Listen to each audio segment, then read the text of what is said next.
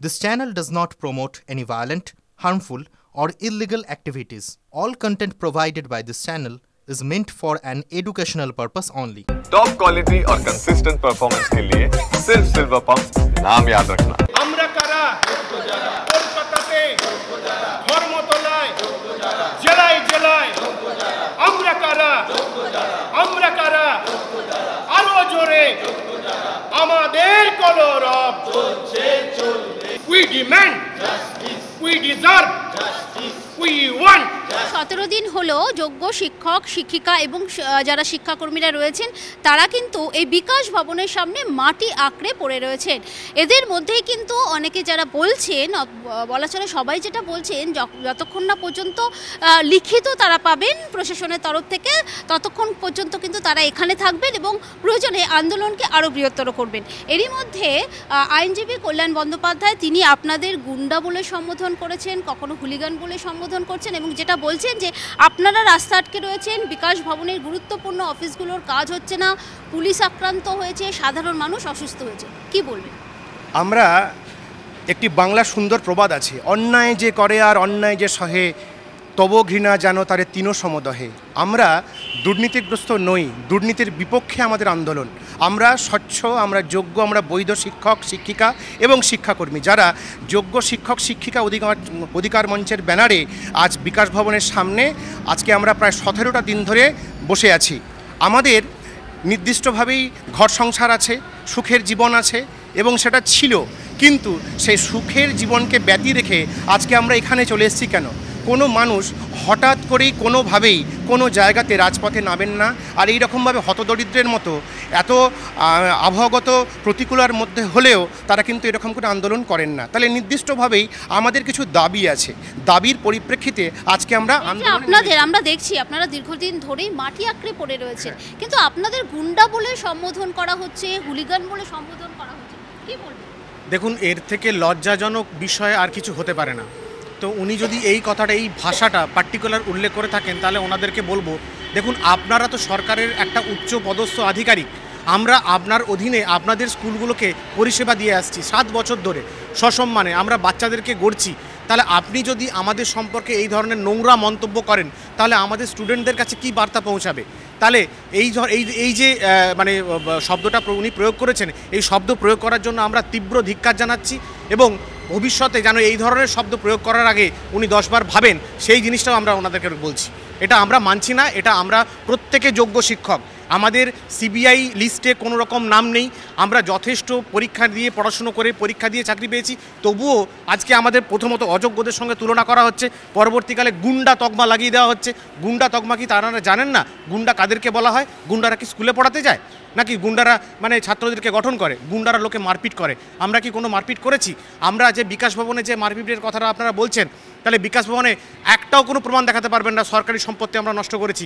আমরা শান্তিপূর্ণভাবে আন্দোলন করতে গেছিলাম, সেখানে পুলিশ ইচ্ছে করে আমাদেরকে গায়ে হাত তুলেছে, দিয়ে আমাদের নামেই আবার ঘুরে কেস দিয়েছে, অনেককে আবার শোকজ করেছে বিকাশ ভবন থেকে। তাহলে এই কাজগুলো তো আপনারাই করছেন, আবার তকমা লাগাচ্ছেন আমাদেরকে গুন্ডা বলে। আমরা তীব্র ধিক্কার জানাচ্ছি, প্রতিবাদ জানাচ্ছি। কি বলবেন কল্যাণ বন্দ্যোপাধ্যায়? উনি যেটা বললেন যে একদম নিন্দনীয় ব্যাপার, যে এখানে আমরা শান্তিপূর্ণভাবে অবস্থান করছিলাম, হঠাৎ পুলিশ আমাদেরকে লাঠিচার্জ করে। গুন্ডাগিরি তো পুলিশ করেছে, সুতরাং এই তকমা তো ওনাদের দেওয়া উচিত, আমাদের কেন? আমরা শিক্ষকরা তো স্কুলে পড়াতে যাই, আমরা তো গুন্ডাগিরি করি না।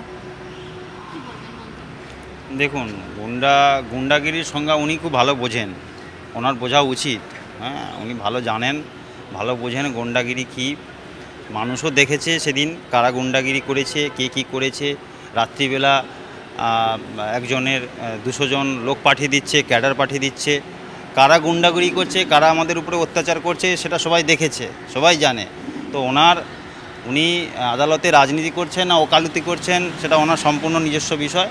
হ্যাঁ, যারা চোর দুর্নীতি করে মেরে ছেঁচে আমাদের উপরে, যারা এখানে তাদের দাবিতে সব কিছু হারিয়ে এসে পথে বসেছে, যাদের কিছু যাওয়ার মানে দেওয়ালে পিঠ থেকে গেছে, খাদের কিনারে কোথাও যাওয়ার নেই, সেই শিক্ষক, সেই যোগ্য শিক্ষক, তাদের উপরে গুন্ডা তকমা লাগিয়ে, এর থেকে নির্লজ্জ আর মানে নির্লজ্জ কোথাও হতে পারে না। দেখুন, মুখে তো অনেক কিছুই বলে দেওয়া যায়, কিন্তু আমরা গুন্ডাদের মতো কোনো আচরণ, কোনো ব্যবহার করিনি। আমরা এখানে আমাদের অধিকার লড়াইয়ের জন্য বসে আছি। আমাদের রুজি রুটি সব কিছু এখন বিপন্ন, আমাদের জীবনই বিপন্ন। সব কিছু ছেড়ে আমরা এখানে নিজেদের অধিকার আদায়ের জন্যই আছি। আমরা কোনো গুন্ডা নই, আমরা যোগ্য শিক্ষক শিক্ষিকা, সিবিআই, বাগ কমিটি কোনো লিস্টে আমাদের কোনো নাম নেই। আমরা সেই ছোটোবেলা থেকে জেনে এসেছি সত্যমেব জয়তে, সেই ভরসাতেই বসে আছি যে আমরা কোনো অন্যায় করিনি, আমরা নিশ্চয়ই আমাদের অধিকার ফিরে পাব। আজকে আমাদের সবটা শেষ করে দিয়েছেন এই রাজ্য সরকারই। আমরা দিনের পর দিন এখানে অবস্থান বিক্ষোভ করেছি, কোনো রকম কোনো কিছু আমরা কিন্তু করিনি। আর সাধারণ মানুষের জন্য আমাদেরকে বলছেন যে আমরা অসুবিধা করেছি, শুধু হয়তো রাস্তাটা হয়তো আমরা বসে আছি, কিন্তু আমরা কোনো ব্যাপারে অসহযোগিতা করিনি। আর দ্বিতীয় কথা, আমাদের এখানকার যে লোকাল যে সল্টলেকের যে বাসিন্দারা, তারা কিন্তু আমাদের জল থেকে আরম্ভ করে টয়লেট, মোবাইল চার্জিং প্রতিটা জায়গাতে সাহায্য করেছেন।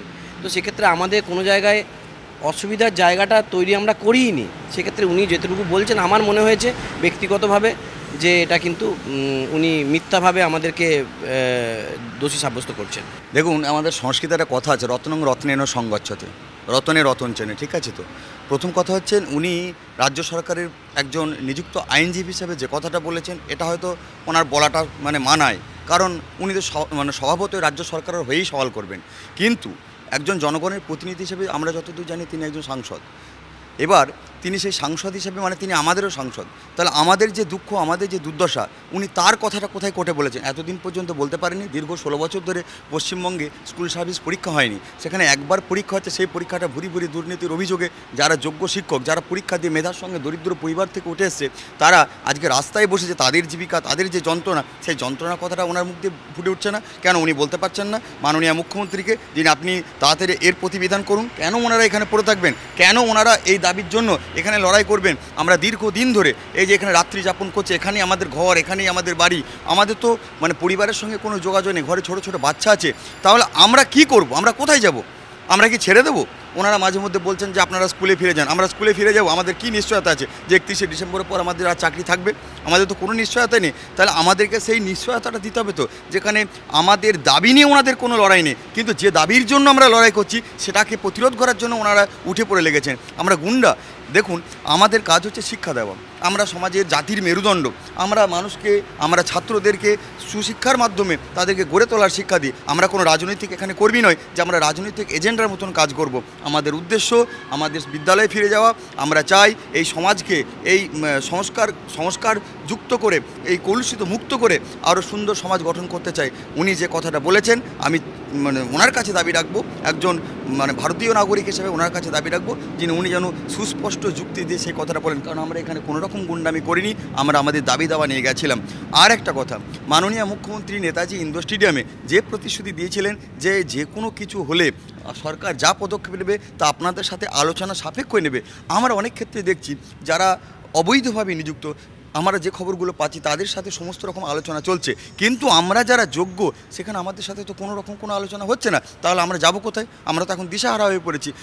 স্বভাবতই আমাদেরকে এখানে রাস্তায় নামতে হবে এবং দরকার পড়লে আমাদেরকে প্রতিরোধ করতে হবে, কিন্তু আমরা কোনোরূপ এখানে যে বলা হচ্ছে এটা ভেঙেছি ওটা ভেঙেছি, আমরা না, কখনোই ভাঙিনি। এখন আমরা আমাদের দাবি জানানোর জন্য আমরা অনেকক্ষণ টাইম দিয়েছিলাম, সেই দাবি পূরণ হয়নি, আমরা ভিতরে ঢুকেছি, কিন্তু কোনো কিছু সরকারি কোনো সম্পত্তি তো আমরা নষ্ট করিনি।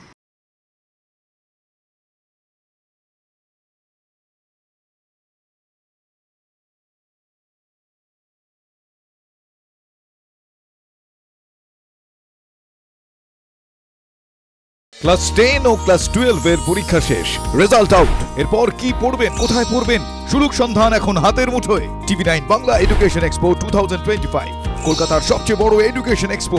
ডিগ্রি না ডিপ্লোমা, কোন কোর্স করবেন, কিভাবে প্ল্যান করবেন নিজের ক্যারিয়ার, সব প্রশ্নের উত্তর একটাই। TV9 Bangla education expo. একই ছাদের তলায় থাকছে নামকরা সব ইঞ্জিনিয়ারিং কলেজ, বিশ্ববিদ্যালয়, মেডিকেল ও management institution. TV9 Bangla education expo 2025, 31শে মে ও 1 জুন বোস ইনস্টিটিউটে, কলেজ মোড়, সেক্টর 5, সকাল 10টা থেকে সন্ধ্যে 7টা পর্যন্ত। এন্ট্রি একেবারে ফ্রি।